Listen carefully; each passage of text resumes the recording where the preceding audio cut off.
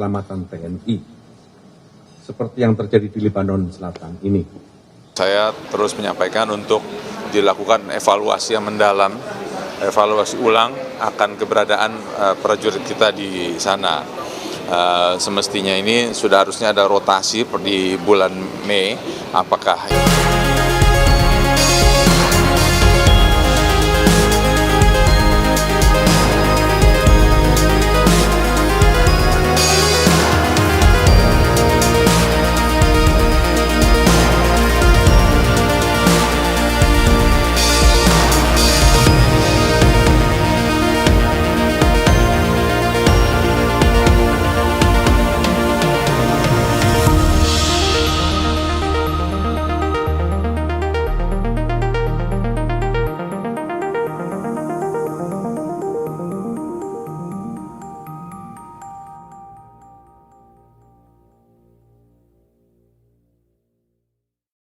dalam serangan Israel di Lebanon Selatan di tengah perang Iran dengan Amerika Israel. Indonesia dan dunia internasional mengecam serangan Israel yang ironisnya Indonesia dan Israel saat ini tengah bersama dalam Badan Perdamaian Board of Peace untuk Gaza. Bagaimana sepatutnya Indonesia merespon tegas Israel atas kejadian ini? Masih perlukah Indonesia berada dalam Board of Peace? Kami akan membahasnya bersama dengan ex-anggota Unifil PBB 2010 hingga 2011. Bergabung bersama kami, Serma Purnawirawan Mukhtar Effendi, dan juga ada Guru Besar Hukum Internasional dari Universitas Indonesia, Prof. Hikmahanto Juwana. Selamat pagi Bapak-Bapak, Assalamualaikum. Selamat pagi, Waalaikumsalam. Iya. Selamat pagi, Waalaikumsalam warahmatullahi wabarakatuh. Iya, tentu serangan yang kemudian menggugurkan dari 3 anggota TNI kita menjadi duka cita juga bagi Indonesia tentu saja. Saya ke Pak Muhtar dulu. Pak Muhtar, kami ingin tahu dulu bagaimana respon Anda ketika kemudian mendengar adanya 3 anggota TNI yang kemudian gugur dalam serangan yang dilakukan oleh Israel di Lebanon Selatan ini.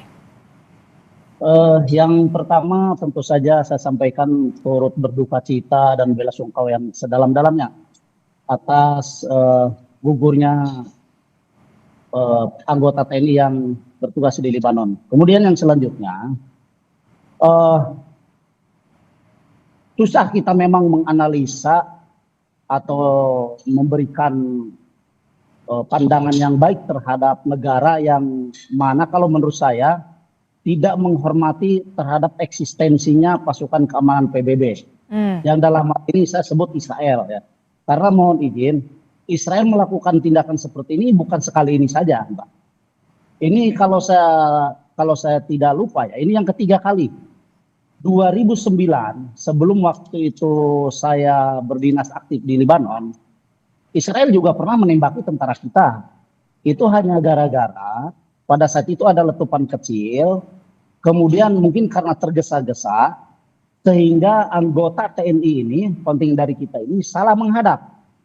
Kita ini kan wasit perang ya, jadi wasit perang harus menghadap ke arah yang netral, tidak ke Lebanon, tidak ke Israel. Nah, pada saat itu, karena tergesa-gesa yang tadi saya sampaikan itu, anggota kita menghadap ke Israel, padahal yang dikibarkan adalah bendera PBB. Nah, definisi daripada posisi seperti itu seolah-olah kita membela tentara Lebanon atau warga Lebanon, maka kita ditembaki oleh Israel. Itulah yang terjadi kalau kita menjadi wasit perang. Pun demikian kalau seandainya kita menghadap ke Lebanon, maka orang Lebanon akan menyangka kita membela Israel. Oleh karena itu, posisi kita berdiri dan menghadap pun benar-benar harus diperhatikan. Nah, 2010 terjadi, kita ditembaki oleh tentara Israel. Untung waktu itu anggota kita yang ada di perbatasan diamankan oleh warga Lebanon. Kemudian yang peristiwa ini terjadi kalau tidak salah tahun 2024 ya. Pada saat itu markas kita yang sama di Asid Al-Qusair itu juga ditembak oleh Lebanon, oleh Israel. Diserang. Kalau tidak salah waktu itu menggunakan pansernya Israel atau apalah. Yang jelas kita pernah ditembak dan waktu itu kalau tidak salah ada 2 orang terluka dari prajurit kita, dari anggota kita. Nah, yang terakhir ini sampai 3 orang gugur. Jadi kalau dibilang bahwa Israel tidak sengaja atau salah sasaran, salah besar kalau menurut saya. Penilaian kita salah besar terhadap hal itu. Jelas ini sengaja kok. Apalagi yang terakhir ini, satu gugur itu ada di Asid Al-Qusair, yang dua gugur itu satu hari selang setelah itu. Berarti kan secara jiwa prajurit saya menilai bahwa kita inilah jadi sasaran Israel. Ya. Sehingga saya menanggapinya ini ada hal yang memang harus ditekankan oleh pihak PBB terhadap Israel ya. Israel juga harus menghormati eksistensi. Karena PBB itu kan dibentuk oleh seluruh negara yang ada di dunia ini. Tidak saja oleh negara Lebanon atau negara-negara anti dengan Israel, begitu. Oke, itu artinya pasukan kita sebenarnya ini bukan kali pertama, ini merupakan kali ketiga kemudian Israel dalam periode yang cukup lama 2009 kalau tidak salah Anda mengatakan, kemudian 2024 dan yang ini yang terbaru adalah 2026. Itu artinya bukan kali pertama begitu ya, dan ini menjadi bentuk ketidakhormatan Israel untuk eksistensi pasukan perdamaian PBB khususnya. Kalau menurut Anda seperti itu? Betul. Karena begini, Mbak, mohon izin, Prof. Israel itu sering sekali mengoperasikan drone ke wilayah Lebanon. Walaupun pengoperasian drone itu sebetulnya dilarang oleh PBB ya. Dalam hal ini UNIFIL. Karena kedua negara ini harus menghormati apa yang ditetapkan oleh PBB, oleh UNIFIL. Bahwa dua-duanya ini tidak boleh melakukan aktivitas yang satu sama lain memancing untuk terjadinya perang, kan begitu. Nah, tetapi pada kenyataannya, Israel ini sering menerbangkan drone. Waktu kami di sana pun 2010-2011, itu banyak sekali aktivitas drone. Nah, fungsi drone di sini, selain memantau aktivitas masyarakat Lebanon, saya meyakini bahwa drone ini juga mapping ya, melakukan mapping dan plotting koordinat atau titik-titik di mana pasukan-pasukan UNIFIL itu ditempatkan. Salah satu diantaranya adalah mapping dan plotting terhadap kontingen yang berasal dari Indonesia. Jadi kalau dibilang salah sasaran, salah tembak, itu nol besar kalau menurut saya. Karena posisi Asid Al-Qusair pasti sudah diketahui oleh Israel. Dan terbukti udah 2 kali loh Asid Al-Qusair diserang gitu. Oke. Berarti ada unsur kesengajaan. Oke, saya mau ke Prof. Prof, ini pelanggaran yang serius sekali begitu yang dilakukan oleh Israel. Apa yang bisa di underline dari kasus ini begitu ya? Bahkan tadi Pak Muhri mengatakan ini bukan kali pertama loh, ini udah kali ketiga Indonesia kemudian diserang, dan sampai akhirnya yang terakhir adalah TNI kita, anggota TNI kita, ada 3 anggota TNI kita yang gugur di Lebanon Selatan. Apa yang harus dilakukan oleh internasional, khususnya adalah PBB? Baik, terima kasih Adesti. Pertama, karena saya latar belakang saya hukum ya, jadi tentu saya tidak bisa memvonis siapa yang bersalah dan siapa yang benar, katakanlah begitu, dalam peristiwa seperti ini. Tetapi kita tahu bahwa PBB sekarang ini UNIFIL akan melakukan investigasi terhadap masalah ini untuk memastikan siapa yang bertanggung jawab dari pihak mana. Karena ada pihak yang bersengketa, kita tahu bahwa memang Israel melakukan serangan-serangan yang masif ke Lebanon Selatan. Pertanyaannya adalah apakah serangan-serangan ini juga ditujukan ke UNIFIL atau ini merupakan serangan yang merupakan collateral damage gitu ya. Ini semua oleh UNIFIL maupun Perserikatan Bangsa-Bangsa sampai saat ini itu belum ditentukan. Meskipun demikian, memang ada upaya untuk mengecam tindakan serangan yang dilakukan oleh Israel ke Lebanon Selatan, tetapi tidak ke masalah yang sekarang ini ada.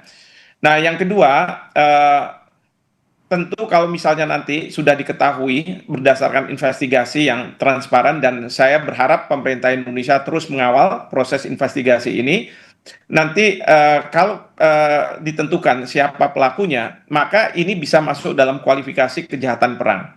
Dan kejahatan perang merupakan suatu kejahatan pelanggaran HAM berat yang memang berkonsekuensi pidana lah gitu ya. Jadi ini juga harus dilakukan, namun demikian harus kita pahami bahwa proses hukum ini baru akan terjadi kalau perang ini selesai, terutama serangan Israel ke Lebanon selesai, lalu kemudian ada proses hukumnya. Oke. Dan ketiga, ini semua harus diinisiatifi oleh Perserikatan Bangsa-Bangsa. Karena prajurit kita yang masuk dalam UN Peacekeeping Operation, mereka sudah di bawah kendali operasikan di bawah Perserikatan Bangsa-Bangsa. Jadi tidak bisa oleh TNI kita atau pemerintah kita. Nah, yang kita bisa lakukan hanyalah kita harus mendorong seperti kemarin kita Indonesia sudah bersama-sama Perancis minta digelar sidang darurat Dewan Keamanan PBB untuk membahas permasalahan ini, dan memang banyak yang mengecam ya tindakan pelanggaran terhadap hukum internasional, hukum humaniter internasional karena adanya serangan kepada pasukan UNIFIL. Tetapi tidak disebutkan siapa pelakunya. Namun pada kesempatan itu Duta Besar Indonesia untuk PBB sudah menyebut Israel walaupun tidak berkaitan dengan masalah tewasnya atau gugurnya para prajurit kita. Dari pihak pemerintah Indonesia mengatakan bahwa serangan Israel ke Lebanon Selatan ini dikecam begitu. Oke, selain mengecam, kemudian mendesak PBB untuk segera menggelar sidang darurat keamanan, begitu ya, terkait membahas hal ini, begitu. Apalagi sebenarnya opsi-opsi yang bisa dilakukan oleh pemerintah Indonesia, khususnya termasuk oleh negara di dunia?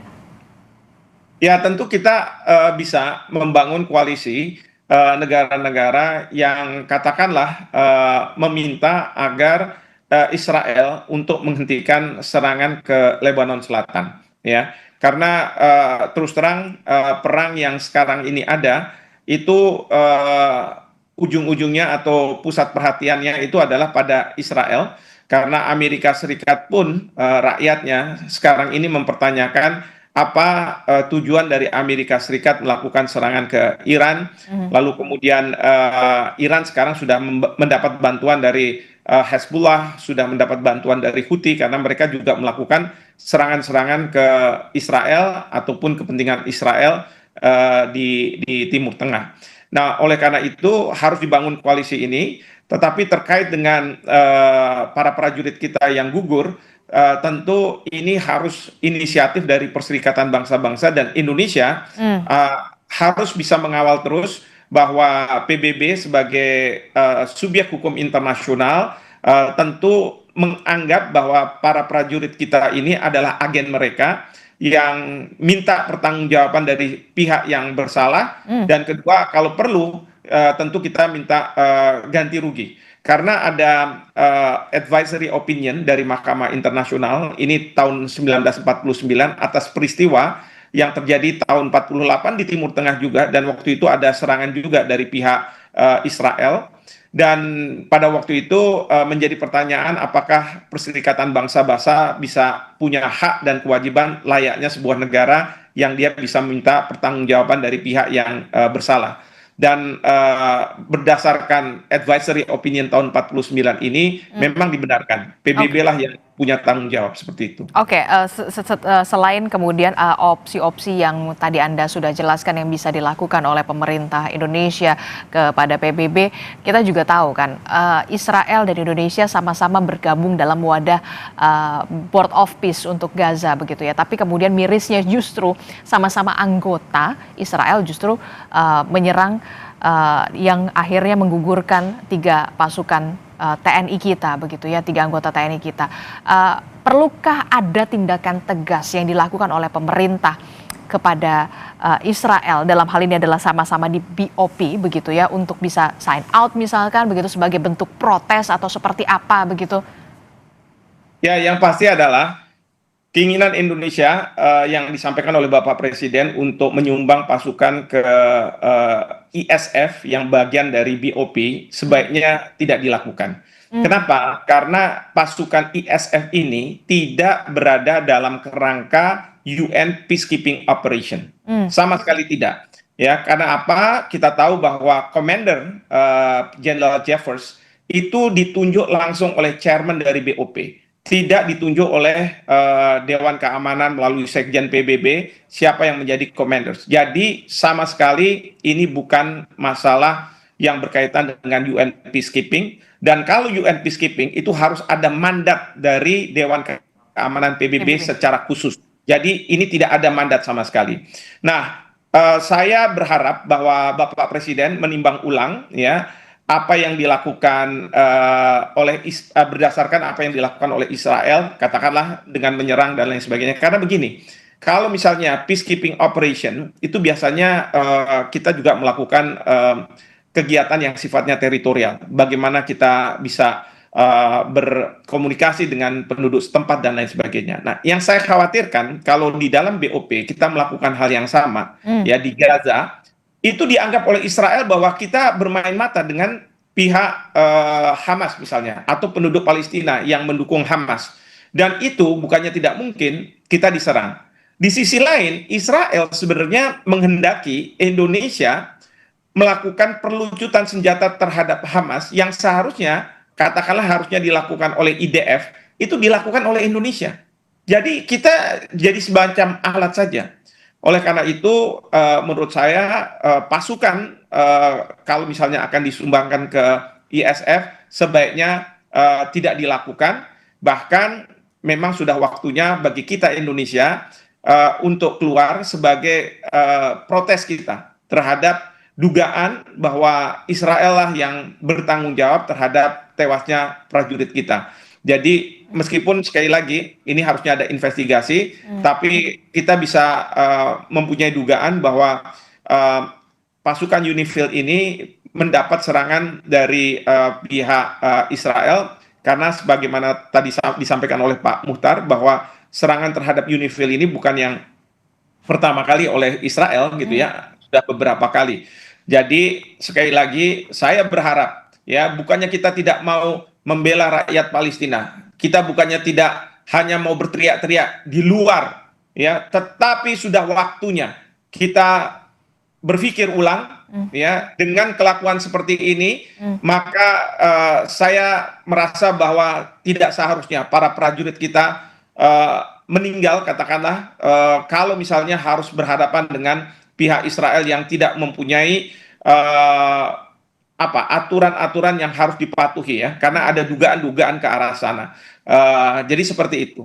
Oke, jadi sudah sepatutnya kemudian pemerintah Indonesia perlu mempertimbangkan 8.000 pasukannya untuk kemudian bisa diterjunkan begitu ya di BOP begitu, karena untuk pasukan ISF begitu itu perlu dipertimbangkan lagi begitu, dan sebagai bentuk protes ini sudah mencapai sudah mencapai momentumnya kalau menurut Anda begitu ya Prof Fik ya?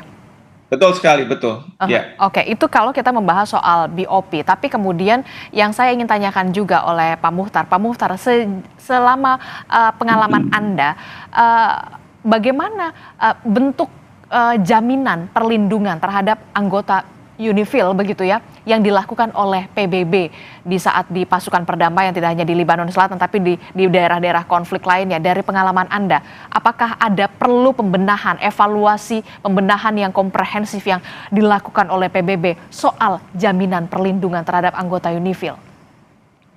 Baik, salah satu upaya PBB untuk melindungi pasukannya dari negara-negara yang bertikai, menurut saya itu adalah diantaranya apa yang kita kenakan, apa yang kita gunakan di negara yang sedang bertikai itu semacam ada rompi United Nation, pakai helm United Nation, kemudian membawa bendera United Nation, dan kendaraan pun juga di branding United Nation. Itu salah satu bentuk upaya daripada PBB untuk melindungi pasukan yang berada di daerah konflik.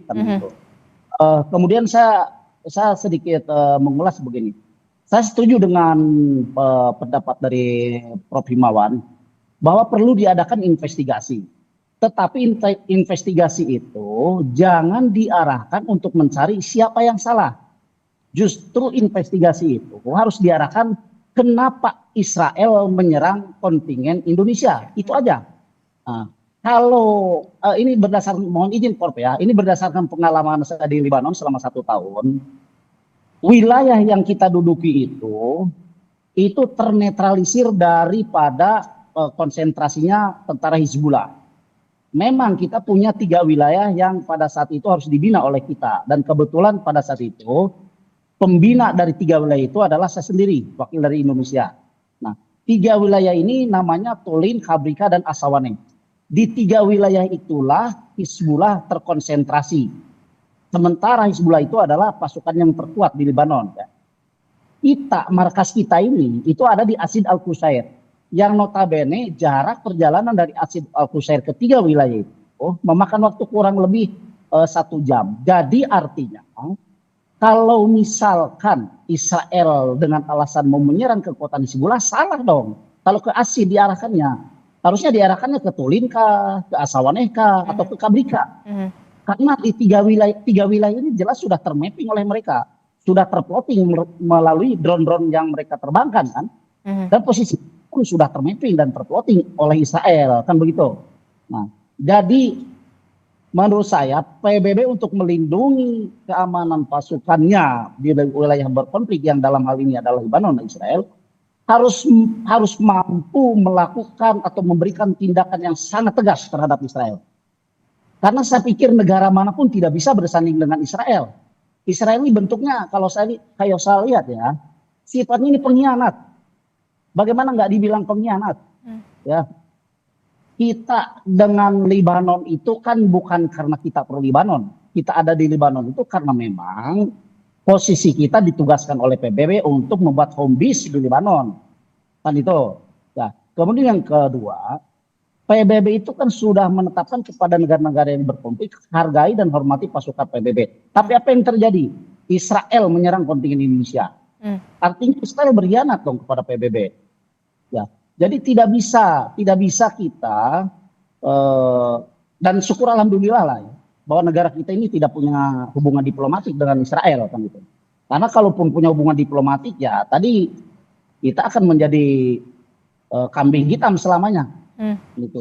Ini pendapat saya karena saya memang ada di pasukan PBB pada saat itu ya, dan kita sendiri rasakan lah. Gitu. Bagaimana perlakuan tentara Israel terhadap warga Lebanon, pun demikian terhadap kontingen-kontingen PBB yang berasal dari negara yang notabene, mohon maaf, bukan negara Eropa ya. Gitu. Ini yang perlu diinvestigasi, tidak hanya soal mengapa kemudian Israel melakukan serangan terhadap anggota pasukan perdamaian, tapi kemudian mengapa Israel melakukan serangan kepada TNI kita, begitu, anggota TNI kita, begitu ya, di Lebanon Selatan. Itu yang kemudian harus diinvestigasi. Bagaimana Prof Hik melihat ini? Apa juga yang perlu dievaluasi dari jaminan perlindungan anggota UNIFIL kita? Oke, yang pertama ya, dibentuknya UNIFIL ini berdasarkan resolusi 1701 Dewan Keamanan. Yang intinya pada waktu itu ada gencatan senjata antara Israel dengan Hezbollah. Jadi bukan dengan Lebanon, tetapi dengan Hezbollah yang menguasai wilayah di selatan dari Lebanon. Nah, itu yang pertama. Lalu kemudian atas dasar itu UNIFIL ini menjaga gencatan senjata itu. Ya. Nah, ternyata gencatan senjata itu sudah tidak dipatuhi lagi. Karena apa? Kemarin ini memang Hezbollah dalam rangka mendukung Iran, dia melancarkan serangan ke Israel.